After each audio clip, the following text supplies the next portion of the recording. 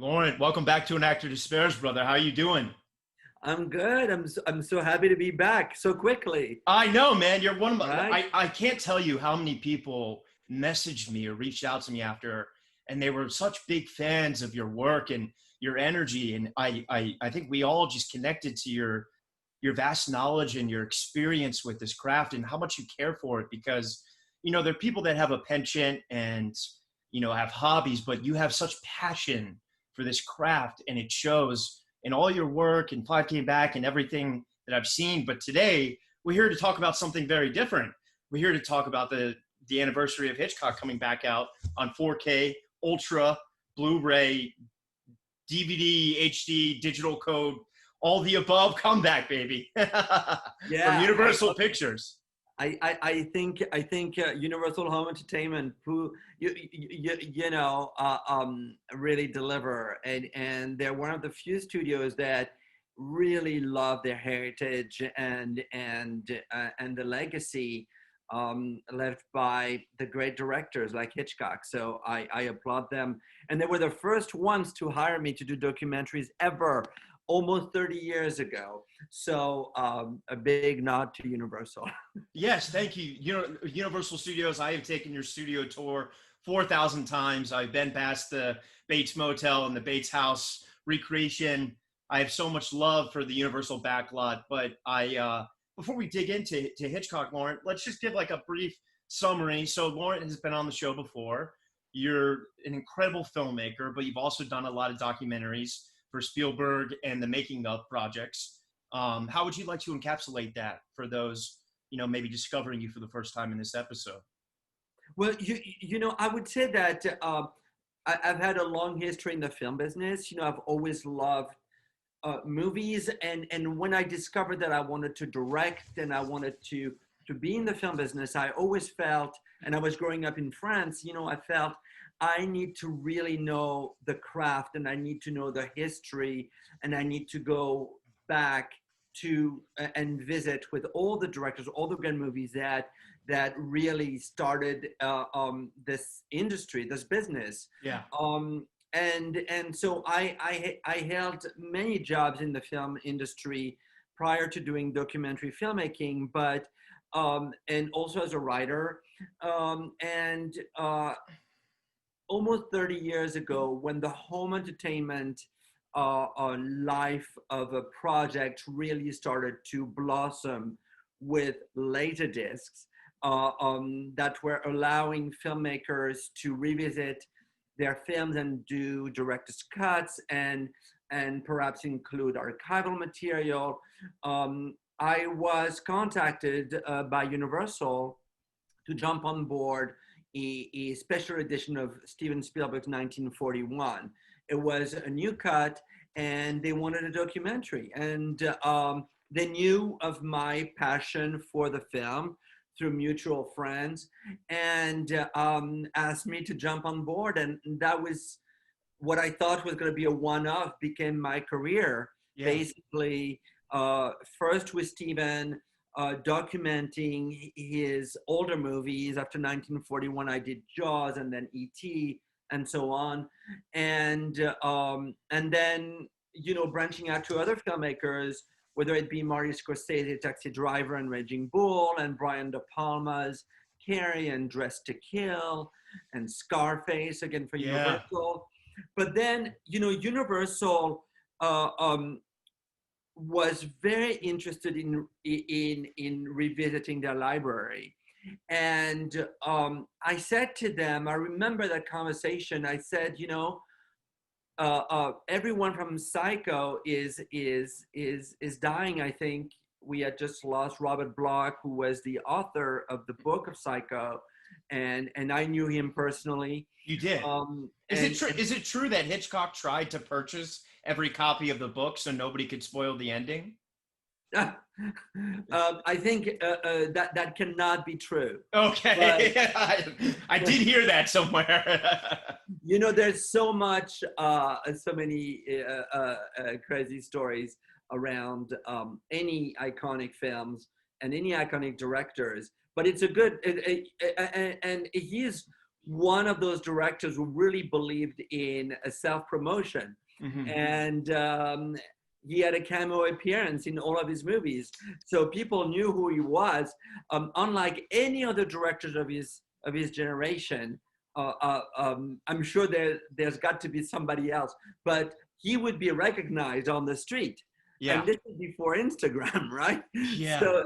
So I have to give him like a big, a salute for understanding the importance of promoting a film and promoting the person responsible for telling the story, and that is the director. And he did that through his cameo appearances, and he did that in appearing in his trailers eventually, and even recording, albums like Music to Be Murdered By, and his famous Alfred Hitchcock Presents series, also at Universal. And Bernard Herman, the greatest, I think, in my opinion, score, of all time, between Vertigo, Psycho. I mean, just, I don't know if you know of Sleep No More in New York City, but how in Vertigo there's the McKittrick Hotel? Yes. Have you heard of Sleep No More? No. So Sleep No More basically kind of re-envisioned Hitchcock's thing for a modern audience. And in Vertigo, you know how she stays at the McKittrick Hotel. They built a fictitious McKittrick Hotel where you check in and you have to wear a mask. And it's the story of Macbeth through the McKittrick Hotel, which is like a 10,000 square foot warehouse. And it's all done with this score of Bernard Herman playing as you're wandering around. Wow. Voyeuristically. And only the performers are not wearing masks. So to this day, yeah, we'll have to go in New York sometime. Oh my God, no, that sounds amazing. But getting back to this discussion I had as I was starting to do a lot of documentaries for Universal, I said, we're losing everyone from those classics. Why don't we try to contact Janet Leigh and Pat Hitchcock and Joe Stefano, who wrote the script for Psycho, and Hilton Green, who was, associate producer and had been a collaborator of Hitchcock. His assistant, Peggy Robertson, who was very instrumental, was the first one to actually read a review of Psycho in the New York Times and said to Hitchcock, I think this could be really interesting. She was at the Motion Picture Home, and Universal was totally on board, and there I was doing this documentary retrospective on Psycho. The funny story goes that I went to meet Janet Leigh for the first time, and actually I had met her before, but I went to meet with Janet Leigh. I know you can edit, right? Yeah. I went to meet Janet Leigh to interview her, and I went to her home. And Janet Leigh was an amazing, so warm, so kind person, and she loved animals, and she loved her big dog, and may have been a Labrador, but a big dog. Yeah. And she said to me, "I have to have my dog with me during the interview," and I said, "Okay, as long as the dog doesn't make too much." Yeah. And we start talking, we start filming, and of course we have a boom mic, and she has a mic on her as well, and we start talking about the opening scene in Psycho, which is of course that famous, very sensual scene. She's only in her bra and slip, and there's John Gavin, her lover, bare chest, essentially a sex scene, a love scene, and the dog is panting. And I said, "Janet, we have to stop, because here you are talking about the scene, and all I'm hearing is," and I said, I just think, as much as I love dogs as well, we're gonna have to have the dog in another room and maybe bring him back for a photo later on. But it's been so amazing to be asked to participate in this launch of this 4K collection, because I decided to rewatch the movie one by one. I decided to rewatch the movies one by one and to try to look for things I had never noticed before. Mm-hmm. And that goes to the point of how new generations today who have no idea who Hitchcock is, maybe, or what Psycho, The Birds, Rear Window, or Vertigo means, uh, um, they feel extremely contemporary. Those movies are so brilliantly paced Yeah. and written and acted, and I mean, I cannot find any flaws in those films. um, and anyone who loves a great story, because ultimately that's what Hitchcock is. He was a master of suspense, but Yeah. he was a great storyteller, and his worlds are so unique. There's so much to discover that even if you know the outcome of Psycho, let's say, it doesn't matter. No. You pick up on clues, you pick up on things that are there, that are fascinating. And I have to say, I discovered a whole new world in preparation for my discussions with you of things I never really noticed before. And I'm like, oh my God, I Yeah. never noticed that. And it's so exciting, to think that this movie was made in, came out in 1960 and still feels like a film that could be released today and be just equally as successful and as exciting. And I don't think that many films of that generation have that kind of power. For most of the movies of yesteryears, made in the 40s, 50s, whatever, you kind of have to make an effort and put yourself back into that frame of mind to appreciate them. I think with Hitchcock, you can do that, but you can also not do that and have an equally amazing experience. Yeah. And it's exciting, it's thrilling, it's I just cannot get enough of his work. It happens once in a while that you get down with the business. It's a tough business to Yeah. work and live in.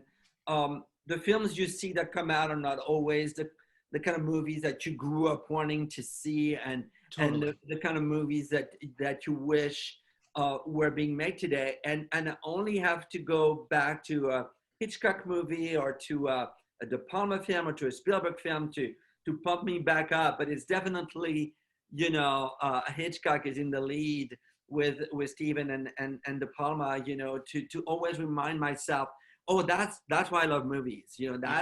That's that.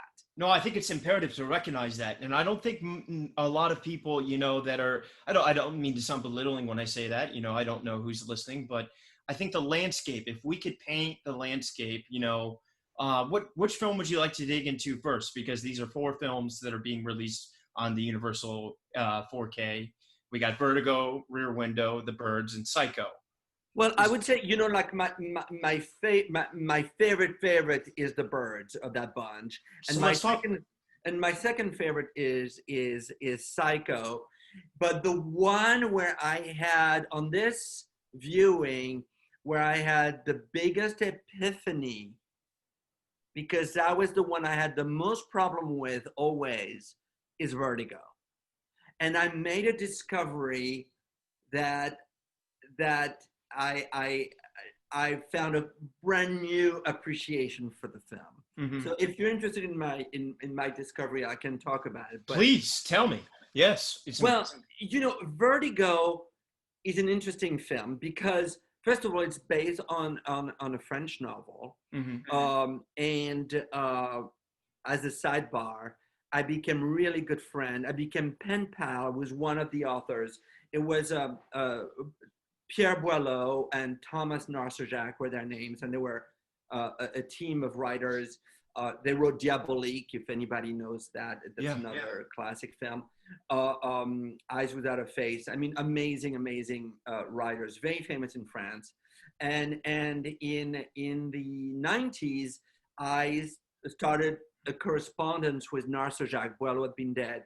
And all we talked about was Hitchcock and Vertigo and looking for projects to do together. It was just really an amazing to direct together, or to either produce or direct, or you know. And I actually got really close with a project at Universal and Joe Dante, so it was a very exciting time for me, and all stemmed from Vertigo.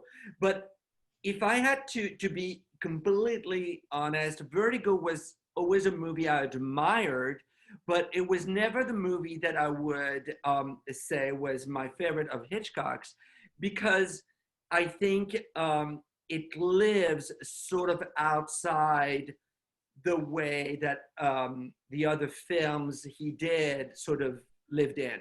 Mm-hmm. What I mean by that is that it really defies logic in many ways, and it is almost like it is almost like a dream of some kind of, but it is not, and it doesn't have the humor that a lot of his films have. Yeah.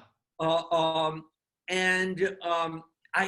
always was puzzled by Vertigo. I was like, you know, I really love it, but there's something that's bothering me. So when I rewatched the movie, could you explain maybe what you thought it was? Was it the lack of comedy? So it was the first sequence where the big problem I had was the first sequence in the film where Jimmy Stewart is on the rooftops of San Francisco pursuing a villain. Yeah. And you have that amazing soundtrack by Bernard Herman. Yeah. And he slips and he's holding on to the gutter of a building, and his fellow cop tries to help him, but because Jimmy Stewart has vertigo, he's unable to grab onto him, and he causes the cop to fall. Yeah. And you stay on, or Hitchcock stays on a close-up of Jimmy Stewart holding onto the gutter, fades to black, and then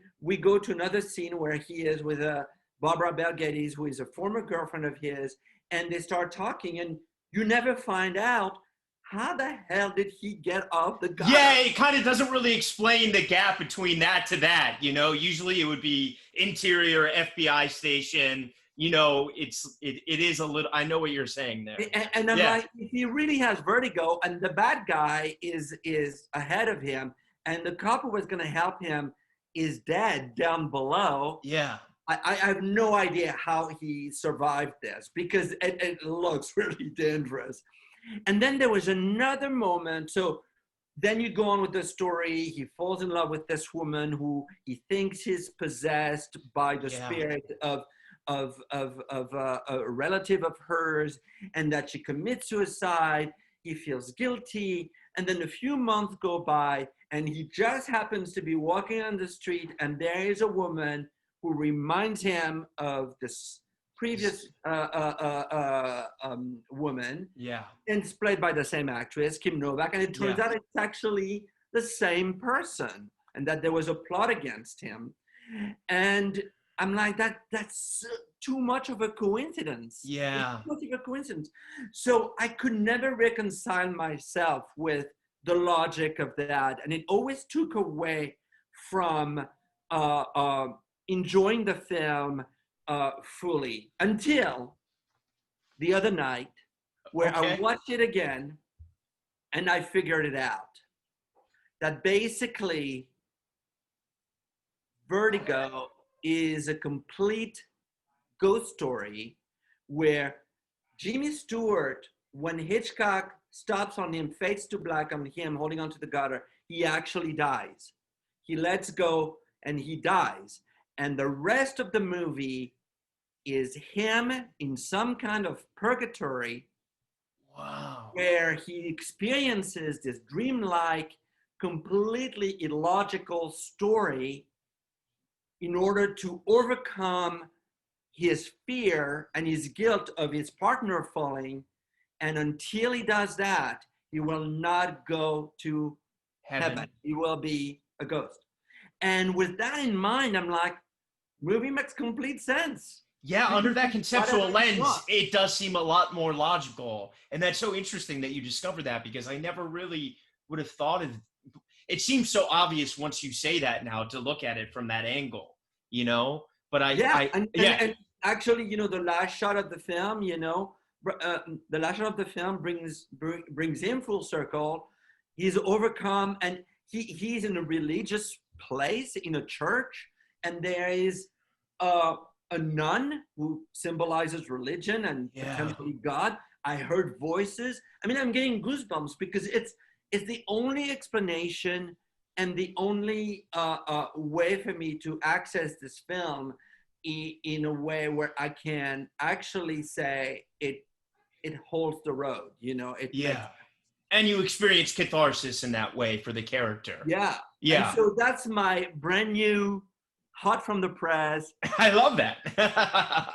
Evaluation of Vertigo. And I know that you're listening, and I know that your listeners right now are saying this guy is crazy. No, I'm curious, you know, because obviously I know on this bonus, on all of this re-release, there's got a lot of behind the scenes making features. How much of forthcoming is Hitchcock about the interpretations of what everything means in your experience and all the, you know, interviews you've done with the actors that were still alive that you got to interview, you know, about exactly what he had in mind? Because there are a lot of different artists that, like, I think art is so beautiful in the sense that it's open-ended, where some artists are very dogmatic, like, this is what my film means and this is what you need to take out of it.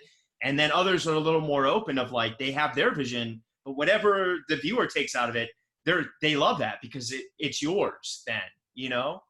I think that Hitchcock himself would probably argue and say, it's just a story, you know, kind of thing. But I know that it's not just a story, because there are too many very well-planned connection between everything in his films. Yeah. An example, again, using Vertigo, the color green and red, for example, those two colors are very much connected to every aspect of the story. Not that the colors mean anything, except that visually it connects every single characters and every single situation. I'll give you an example. The first time that Jimmy Stewart sees Kim Novak as Madeleine, she's wearing green. The first time that he sees her as Judy, she's wearing green. Yeah. She drives a green car. His building where he lives is painted green. When he recreates from Judy Madeleine, there's a neon that's green, and she comes out of a green light. Yeah. It's all, and what I mean is, like, it's not like, oh, what's the symbolic of green? No, it's like Hitchcock was like a painter connecting all of his characters, all of the places in which they lived, via a color palette that connected them, that became part of that world he was depicting. And you have that in the birds as well. Green is you have that literally through colors in Vertigo, but from a thematic standpoint, you can argue you have that in Psycho. Psycho is a story really of a young man who had a domineering mother. Yeah. And we don't find that out until the last 5 minutes of the film. Yeah. However, throughout the entire movie, the characters keep talking about mothers. The first scene between Janet Leigh and John Gavin says to her, well, you know, I'd love to come to your home, and or how can we have a relationship? And she said, I want you to come to my home.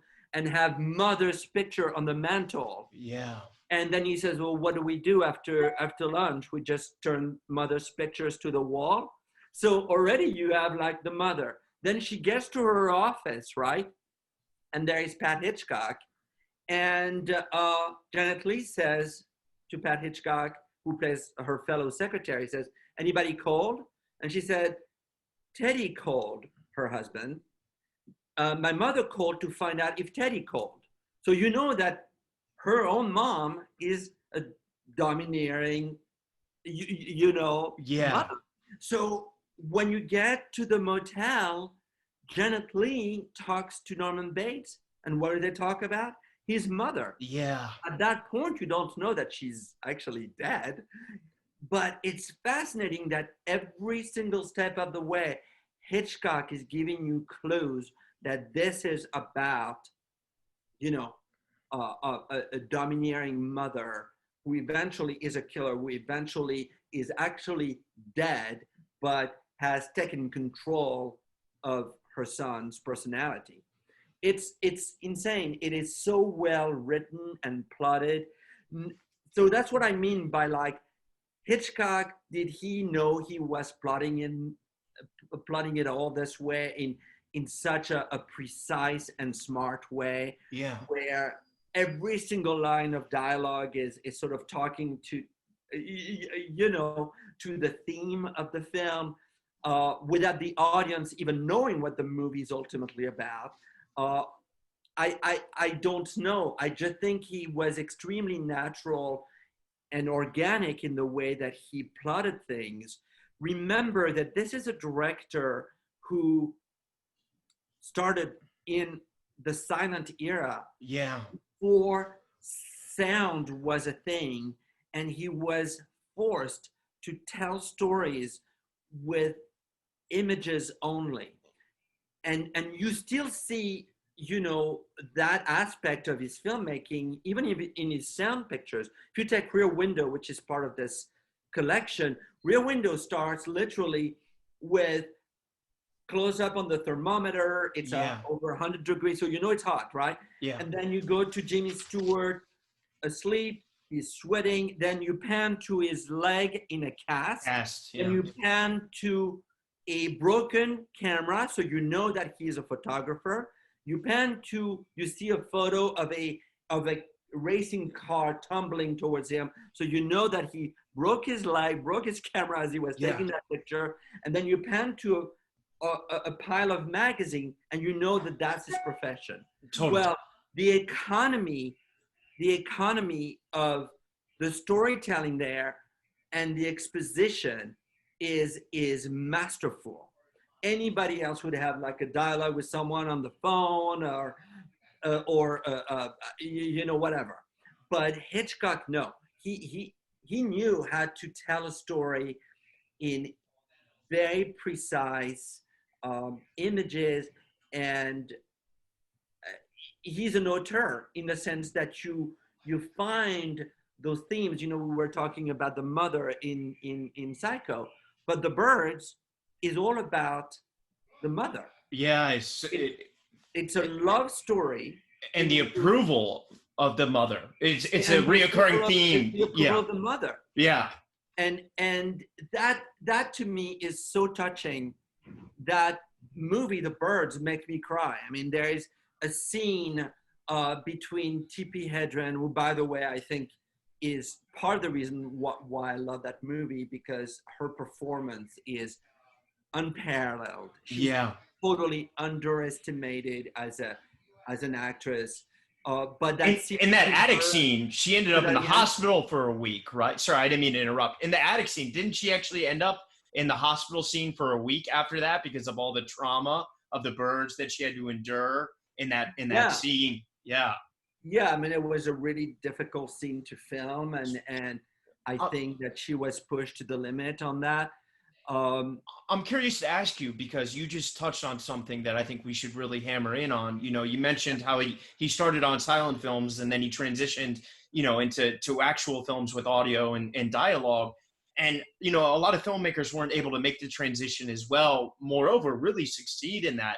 and in the acting components of realism and naturalism, and how that affected it from, you know, the silent era of the Chaplin gestural, the really loud kind of acting, to, you know, the Anthony Perkins, you know, the parlor scene, the stillness that exists there, and the creepiness that's able to come just from the quietness, you know, like, could you talk a bit about how acting, that landscape evolved post World War II, and these filmmakers were now approaching, you know, talkies? Isn't that what they were called then? Or Yeah. yeah, So you know, Hitchcock's first sound picture was at the same time his last silent picture. It's called Blackmail. okay, As he's making Blackmail, sound appears. So his producers basically says, we're kind of screwed. We can't release this movie as a silent movie because now people are talking. yeah, What are we going to do? Well, we need to reshoot the scenes with our actors talking, right? yeah, Problem is, his lead, Aniandra, didn't speak English. She was Czech, and she spoke with a really thick Czech accent. yeah, So he had another, and at the time you couldn't dub people. So as he's recording, so he basically had on stage, off screen, Joanne Barry, who was a famous stage actress, British, do her dialogue, and the actress on screen is just basically not talking, just moving her lips. mm-hmm. But she was being dubbed live during Blackmail. No And way. you would never know. I mean, it's again the magic of how brilliant Hitchcock was. He could adapt to any situation that was thrown at him, and it's fascinating to me. But if you look at Jimmy Stewart, talking about acting, and I know your podcast is about acting, it's pretty amazing when you look at an actor like Jimmy Stewart doing his performance in Vertigo, which is that of an obsessive man who is struggling with a guilt complex, is obsessed with femme fatale in some ways, and a woman he wants to recreate. To make that believable is really hard. Yeah. And he had done Rear Window, in which he pretty much, I mean, Rear Window is even though it is about murder, it's a very light and funny. Yeah. And he plays a completely different type of man. And then you see him in Rope, in which he plays kind of a stodgy, like cynical, older professor, teacher. Completely different performance. And then you see him as a father struggling with the kidnapping of his son in The Man We Knew Too Much. Yeah. When you see those 4 Hitchcockian film with Jimmy Stewart, you fall in love with acting, because 100%. Hitchcock gave him the sort of the 4 different characters, and he embraced them in a complete different way. It is masterful. If you want to know about acting, I would say watch those 4 films. They're all Universal movies. Yeah. and they really show you the range that an actor can have, and that's pretty amazing. I would say that Cary Grant, who made several films with Hitchcock, always played the kind of same character. Mm-hmm. To Catch a Thief and North by Northwest, Suspicion. He was always sort of like the wrong man, but like funny guy and sexy and funny. But Jimmy Stewart, different in every single one of those movies. And I cannot tell you how inspiring it needs to be for young generations, people who want to be actors, to watch those performances that Hitchcock got out of him is insane. I think what Anthony Perkins did with that character is what led to, I mean, you know, people talk about Ed Gein and how that, you know, inspired so many of those other movies. But like what happened in that movie, you know, especially with the ending and knowing the duality of his bipolarity or his dual personalities, I think that is probably one of the finest performances I've ever seen recorded on cinema in my life. And how he's able to kind of like be this likable guy at first that's very affable and switch that, but in a very clever and casual way. You know, I'm curious, I'd love to talk to you about casting with Hitchcock, because he was very particular about who he casted.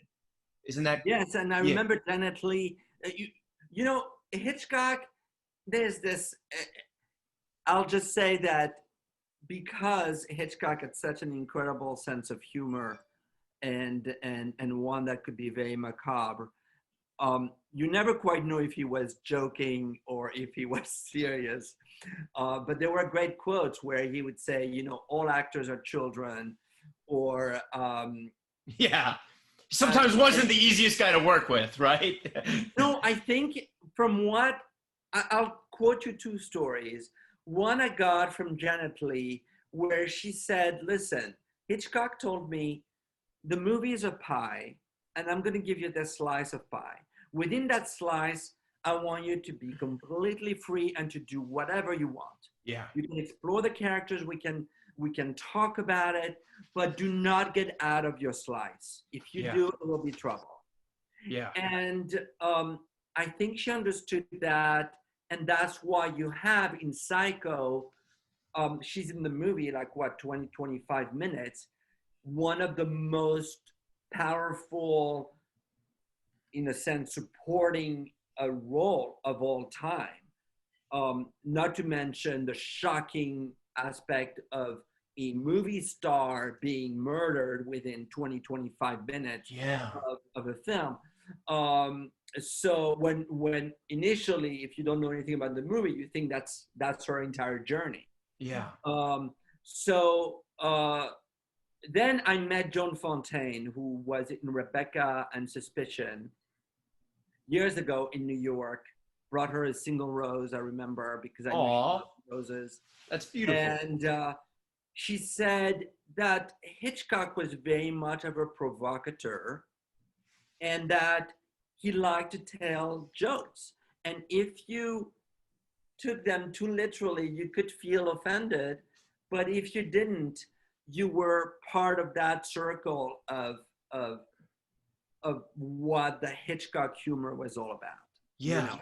And so she said, like, you know, she talked of making Rebecca, and she was mainly surrounded by British actors, and she was American, and she felt very isolated during the making of the film. But she said it so helped her performance, because that's what her role was all about. It was all about feeling like an outcast.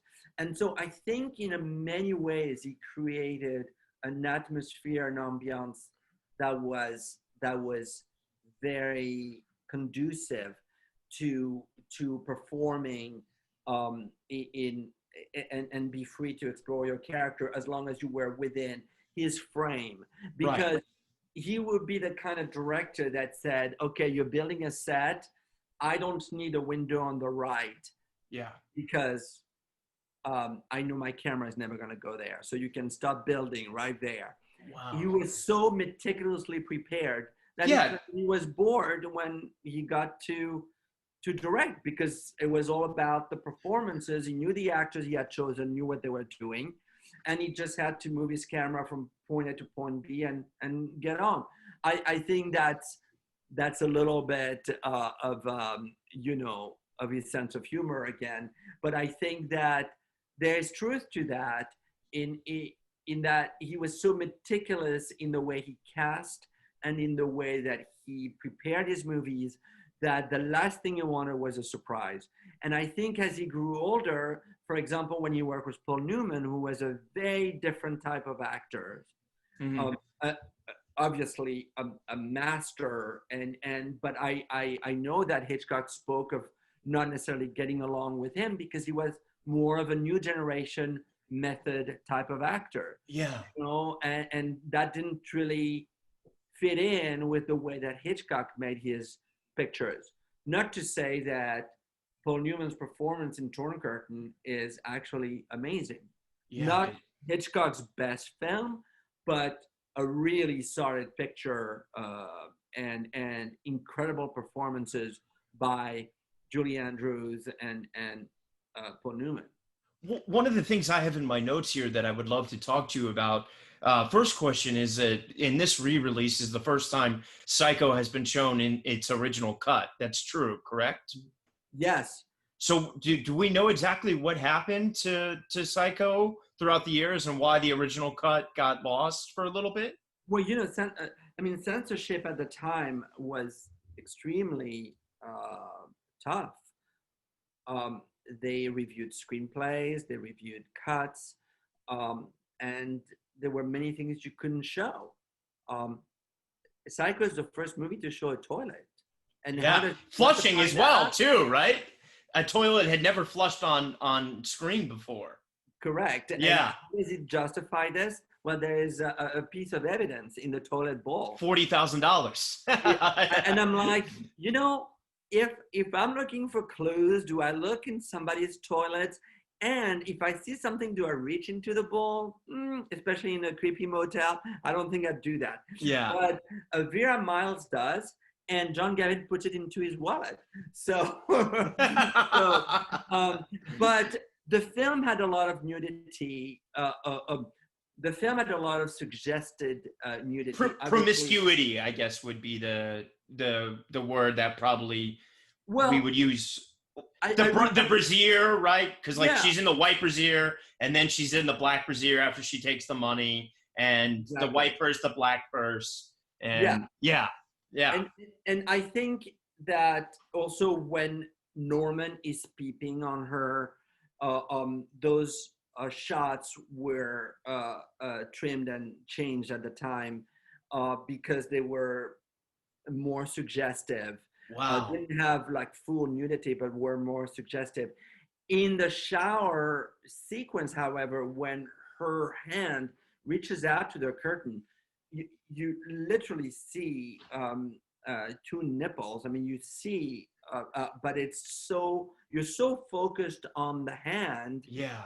And it's so blurry that you don't really pay attention, especially after the shock of her death. You see, Hitchcock knew where people looked, and it was Peggy Roberts. He's a magician in that way. He knows exactly where to manipulate where the distractions here while this is going on here. I mean, that's, Hitchcock and his wife, she was an editor. He knew where to cut and how to cut and where people's eyes were going to go. Remember that these are the days where you would see a movie only once. For many years until home entertainment, filmmaking was to be experienced only once. It's very rare when you go see a movie over and over. Unlike songs or a painting or a picture that you may buy or whatever, you experience a film only once. So you never knew those films were going to be timeless, timeless and analyzed in the way that they are. So yes, I think there is dialogue had to be changed. I remember Joe Stefano saying to me that Joe Stefano being the screenwriter who adapted Psycho with Hitchcock, telling me that Hitchcock wanted to encourage him to put a lot more I would say sexy descriptions. For example, opening scene, Janet Leigh is completely naked, and the censors would say, "Oh, you can't have that." "Oh, okay, I'll have her wearing a bra." Yeah. Because if he had put Janet Leigh is wearing a bra, the censors would have said, "Oh, you can't have her in a bra." Right. So he would go to the extreme, so again, all those stories have been told, and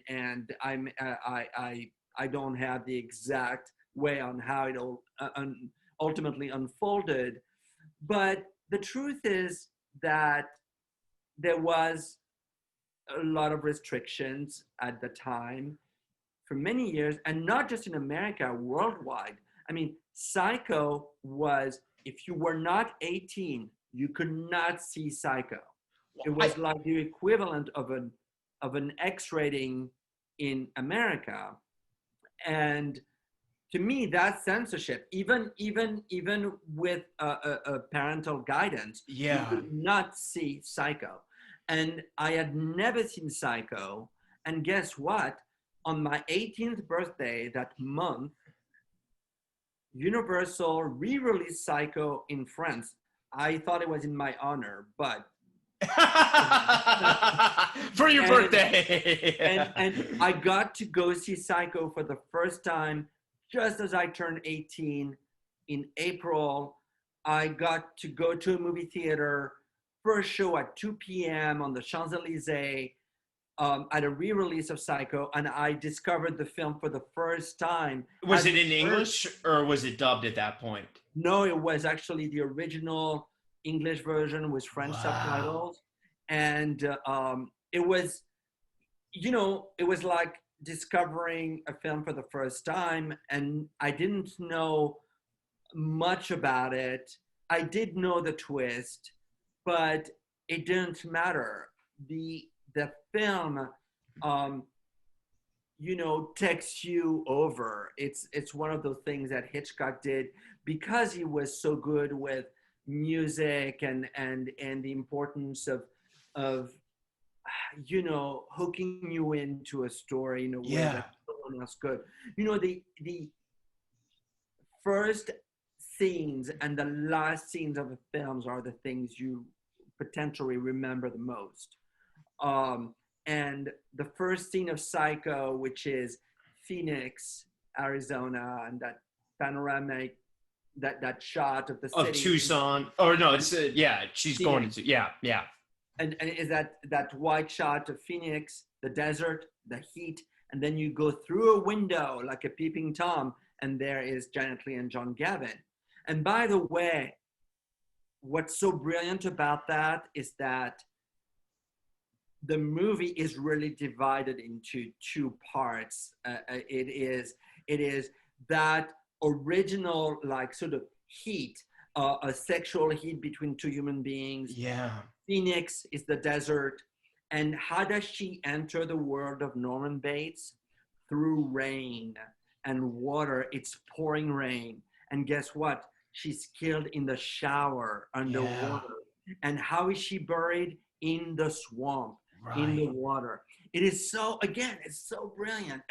It's like, she's almost entered something outside the regular world. It's like this she's entered hell, but through water.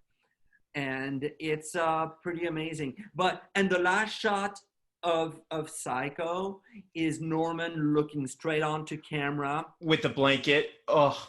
And for a few seconds, Hitchcock has the face of Mother. Yeah. Superimposed, as you see the teeth and the eye sockets, and the car being pulled out. Which, by the way, the license plate of that car that Janet Leigh trades and buys is NFB, which is Norman Fake Bates. No way. And then the numbers that follows add up to number 13, which is really unlucky. So if she had read a license plate, she wouldn't know. Already said, I'm not taking this car and I'm not going any further. Well, I would love to talk to you about the utilization of the technique of voyeurism, because that's like something that's consistent in all four of these films, Was this something in that timeline that other directors were doing? Or was Hitchcock really the first person, I'm thinking in particular Rear Window, the shots with the binoculars, and Psycho, you mentioned the Anthony Perkins, and in the Birds, there's also the shot from the bar and the phone booth as well. Like, I'm curious, what was it about voyeurism that you think interested Hitchcock? Well, you know, voyeurism is the definition of cinema. You know, Yeah. as as as a as a viewer, as a public, you are a voyeur. You're invited into witnessing the world of other people. So it's taking it to another level in Hitchcock's movies. As I said, you know, as I said, hold on just one second. I'll be right back. Yeah.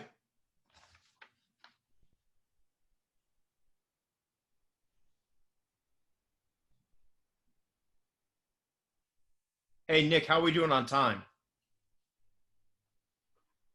You guys are doing well. Laurent's next interview is in 30 minutes. So 30 Laurent, minutes? Okay, yeah. cool. So we'll go for another 20, Lawrence. So you have time to get to your next one? Yes. Okay, great.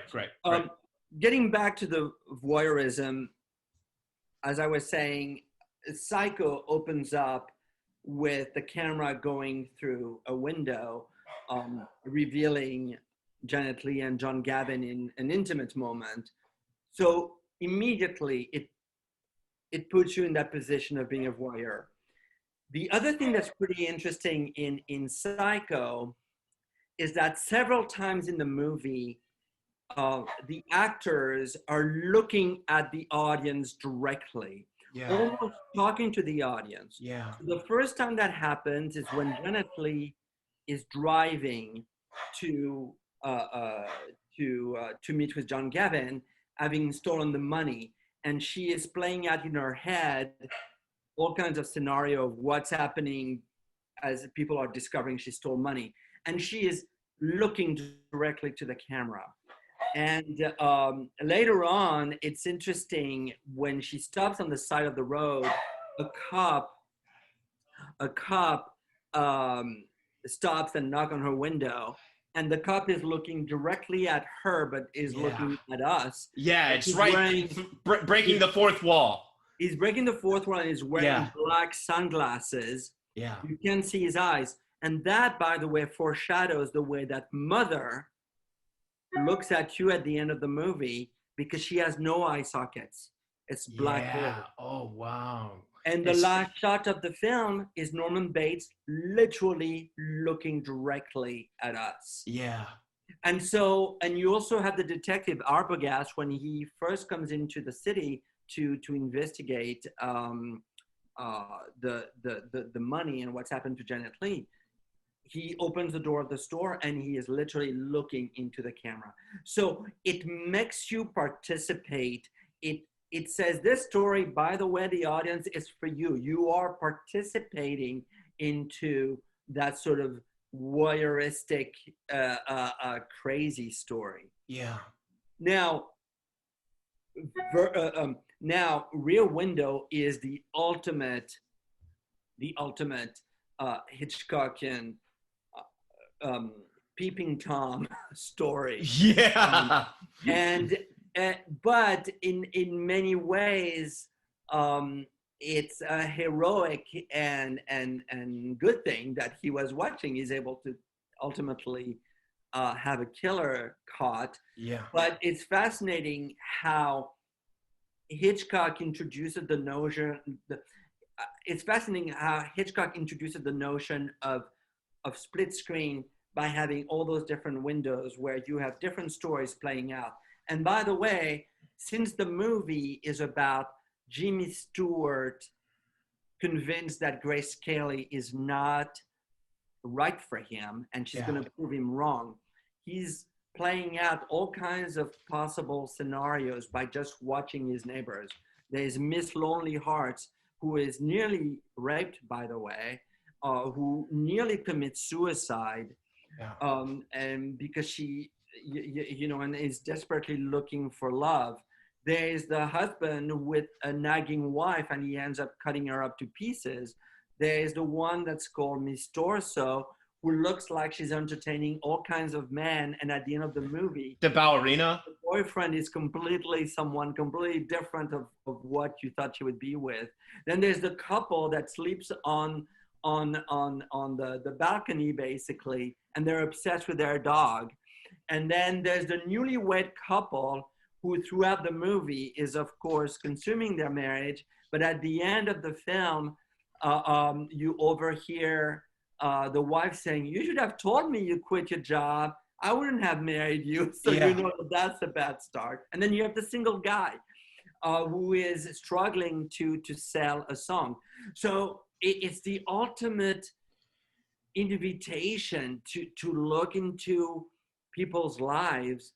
And it's almost like Hitchcock is giving Jimmy Stewart all kinds of scenarios, all kinds of options in order for him to decide how he's going to leave, ultimately on how he's going to decide about his relationship with Grace Kelly. But there's all kinds of great dialogue about his camera being a portable keyhole. Yeah. And the fact that it's a private world out there. What rights do you have to look into it? It's interesting. It's very provocative, and has influenced, for example, Brian De Palma in a movie like Body Double, which is highly inspired by Rear Window. In fact, the original script of Body Double took place in New York, not in LA. Oh, wow. So it was even much more of an homage to Rear Window. Well, I'd love to talk to you, for the actors listening. I think the reason that these 4 films in particular are so imperative for actors is that today, films tend to be a lot more spectacle driven, and the spectacle is easy to distract, away from like bad acting. I'm just going to say it myself. Whereas these were so reliant on acting because it was dialogue and it was performance driven, and there was limited, there weren't explosions happening and there weren't superheroes being invaded, that this dialogue had to be riveting and so engaging. And I'm curious, with all these amazing bonus features that are on this, was there a lot of rehearsal with Hitchcock? Do you know? Did he rehearse? Well, there was rehearsals, but like I said, he was very much, there was no such thing as a table read with Hitchcock. I don't think from the people I talked to that there were many takes either. So he wasn't like a David Fincher where, 33 takes and keep going. Or like Kubrick. Yeah. It was a different time also. The cameras were very cumbersome. You shot in studios. I mean, the Birds, when she arrives in Bodega Bay, if you're looking up the street, it's Universal Studios. Right, because he wanted to shoot most on backlot and very little on location. Isn't that true? Yeah, but when she's driving up, literally when you're looking up at her car going up, that's Universal. The reverse shot, that's Bodega Bay location. I mean, so what I mean to say is that the films were it was very, very complicated, much more complicated. So I think he had great dialogue with his actors. I think he had extreme faith in his actors.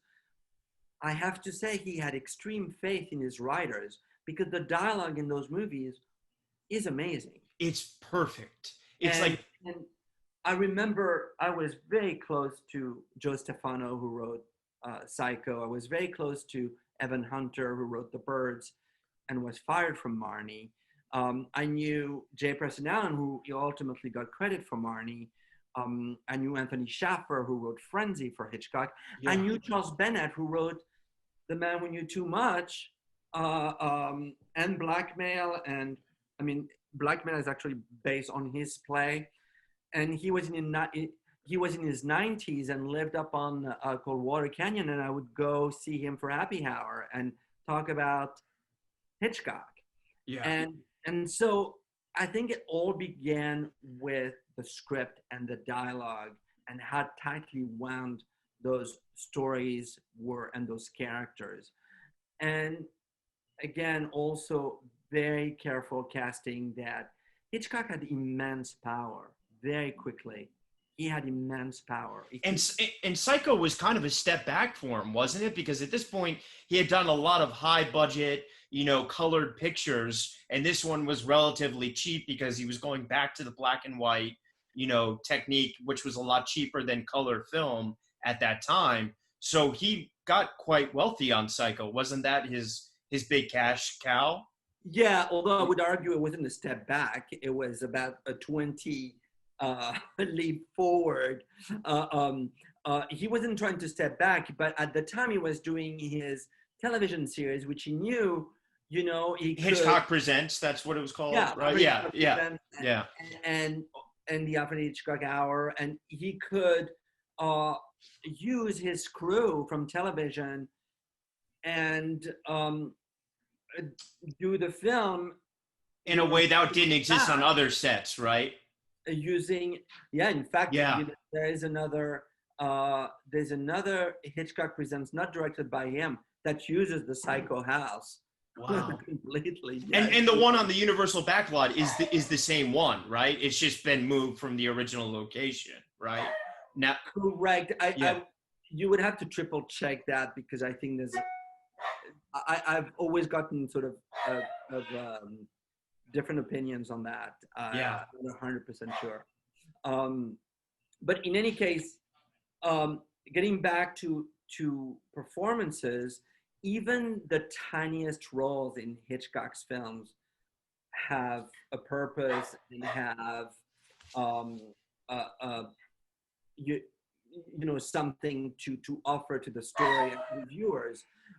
There is this scene in the Thai restaurant, and you have this old lady named Mrs. Bundy, who is like a bird specialist, and then you have the local drunk who keeps saying, "It's the end of the world." You remember all those people. In fact, Mrs. Bundy is kind of funny. I asked Evan Hunter, "Where did you get that name?" Because there's a street named Bundy Drive in LA. He's like, "That's where I got it. I used to drive by Bundy Drive all the time." And I'm like, "Oh, let's call her Mrs. Bundy." But it's a pleasure to watch those films, because all the characters are memorable. All the characters have, as I said, a purpose. And for actors, I think that you should be so lucky to have one scene in a Hitchcock movie. Yeah. Oh, man. When, he even elevated the notion of being an extra through his cameo appearances. Yeah. So set the way for people like Stan Lee and other people that love that kind of thing to do in their respective bodies of work.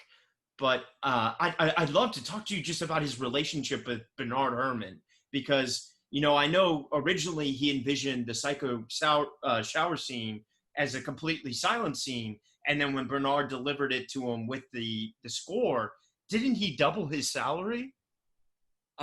Well, the thing that's interesting to know about Psycho, it was never to be silent. It was to be just sound effects of the shower and the knife and the screaming. But the music, you see, Hitchcock approached music like a character. Music was not notes to him. It was a voice. Yeah. So to add the thrilling, violence to the shower scenes is like adding another scream, enhancing a sequence in a way that is really unparalleled in cinema. Yeah. And it's a relationship that unfortunately ended badly at a moment, I think, where Hitchcock was vulnerable and he was making Torn Curtain, and he wanted, obviously he was struggling with the film, and Herman had composed a score that's very akin to North by Northwest, actually, I think, a little bit. And Hitchcock threw it out, and he said, "I want something more poppy. This is the 60s. I need a song. And that was the end of their relationship." Wow. But that score has survived and has been released since then, and it's a beautiful score. I encourage anybody who loves Bernard Herman to really Yeah, it's my favorite scores of all time. I think it's, I mean, I don't think we have, you know, the last film that I think that could declare its score that well was kind of maybe In Bruges, where the music and the synchronization with they just played so well together. You know, I feel like that's kind of a sad lost art in some modern movies today. And hopefully, I hope that makes it. Totally. Yeah. I think that the rivalry between sound design and music and dialogue is a huge thing in movies today, especially loud movies. And most often, you know, the explosion wins over a beautiful music cue. Yeah. But getting back to Bernard Herman and his unused score for Torn Curtain, when Marty Scorsese did the movie Cape Fear, it was a remake of a film directed by J. Lee Thompson, and he had Elmer Bernstein use the music that Herman had composed for the original Cape Fear. Mm-hmm. But Scorsese's version was much longer than the original movie, so he didn't have enough music. So the whole climax in Scorsese's version of Cape Fear on the boat is actually the score from Torn Curtain by Herman. I didn't know that. Hitchcock had rejected. No way. Both movies available on Universal Home Entertainment. Universal Home Entertainment. We love you so much. I'm curious because there's so many amazing bonus features I don't want to gloss over. What are some things that you think are really, you know, for the upcoming filmmakers, writers, directors, you know, sound designers that in this that you think are timeless and people can really dig into from these films? Well, listen, I'm just going to say that at the time that I did my feature-length documentaries on Psycho and The Birds, a lot of those people were around, and a lot of those people who are in those documentaries are no longer around. I am so proud of the fact that I was able to immortalize them beyond just the film and have them talk about their contribution to the movies. I want to say that they're feature-length documentaries. They're not you know, little 10-minute pieces. They're actually dig very deep into not only the making of those films, but also in the appreciation that one might have for those movies and their placement in film history. They were done at a time where the home entertainment business was just starting. And I think that I am so grateful for Universal generosity with me at the time, because I was arguably one of the very few who was able to make those types of films. No one else was able to actually do a feature-length documentary on Psycho or on The Birds. No one else had done that, and I imagine they give you a lot of access to a lot of like you know. Access was insane. I remember going to a warehouse up in the valley that was something right out of Kafka, where it's all those boxes. It was something like, you know, the ending of Raiders of the Lost Ark. Yeah. It was a warehouse like this, and pulling out all those memos and all those, you know, draft of scripts, correspondence. It was heaven. Access to photos, and sometimes heartbreaking when you realized a lot of things had been destroyed, because, you know, there was never that thought that in years from now we would be timeless about this. You know, totally. So, but again, I think the studio, because it had leaders like Lou Wasserman and Sid Sheinberg for such a long time, that they were very, very careful. And there was the theme park, they were very careful about their legacy and history. Unlike, you know, MGM, when that went down, you could go to dumpsters outside the lot and you could find all this stuff being thrown out because the studio was closing, you know. So it's, I'm very proud of the fact that those films you can experience, and then if you are inclined to do so, you can watch the documentaries that I did, and all kinds of other things. Like there are discussions between Hitchcock and Truffaut. You have the trailers that were hosted by Hitchcock. You have some of these trailers were like 6 minutes long, right? Back in the day, like they used to do a lot longer trailers, didn't they? Yeah, because you didn't want to really show anything. Yeah. So you would just host a tour of the Bates Motel. and then for the birds, he would just give a history of man's relationship to birds. And then you would cut to something he had shot exclusively for the trailer with Tippi Hedren saying, they're coming, you know, and you get the title.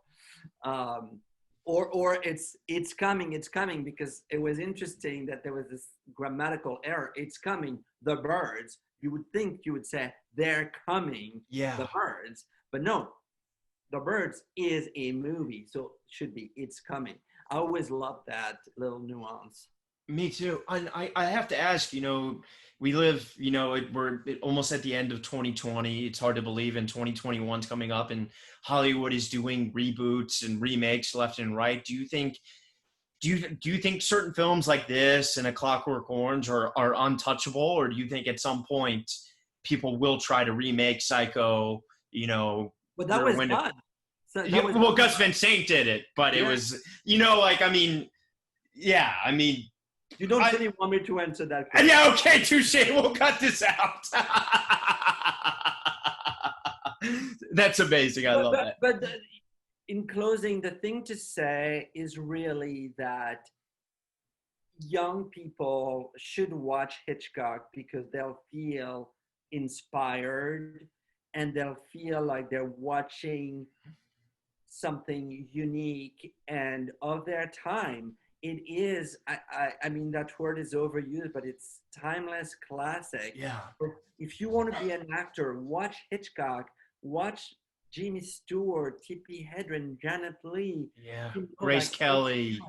Watch those iconic performances where the line between humor and the macabre and romance are completely blurred. It is so amazing.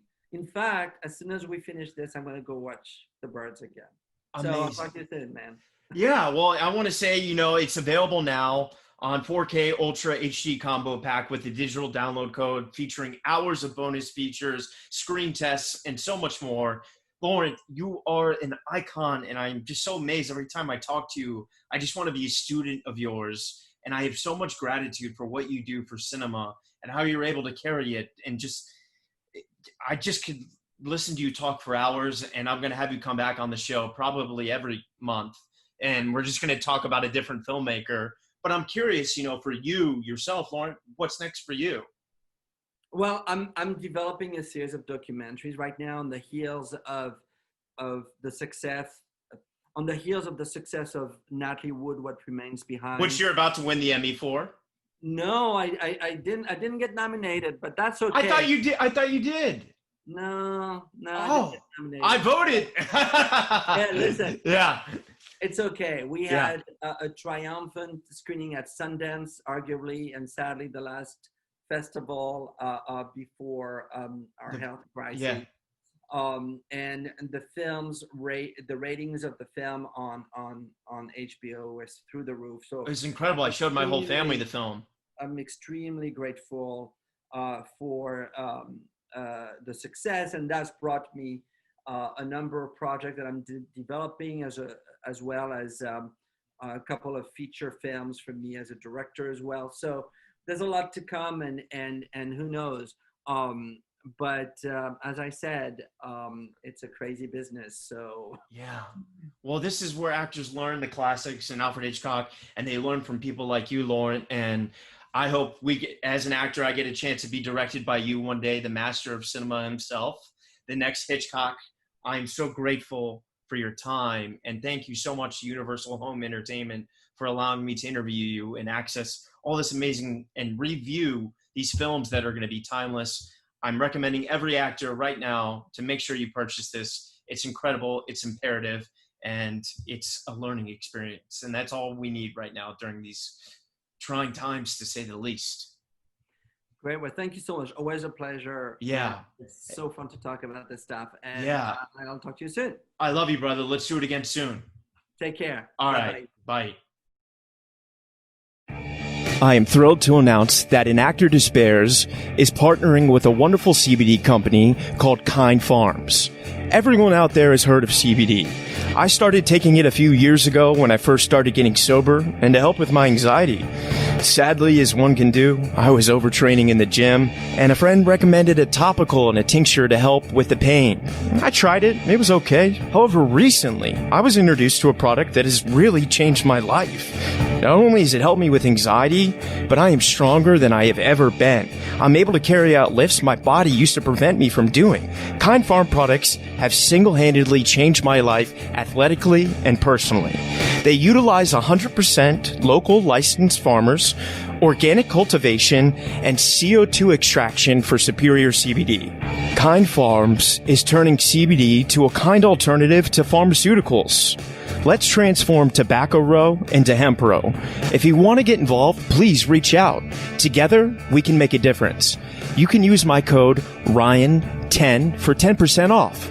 You can find them on Instagram at Kind Farms Inc., all one word. That's KINDPHARMSINC, and their website is kindfarmsinc.com.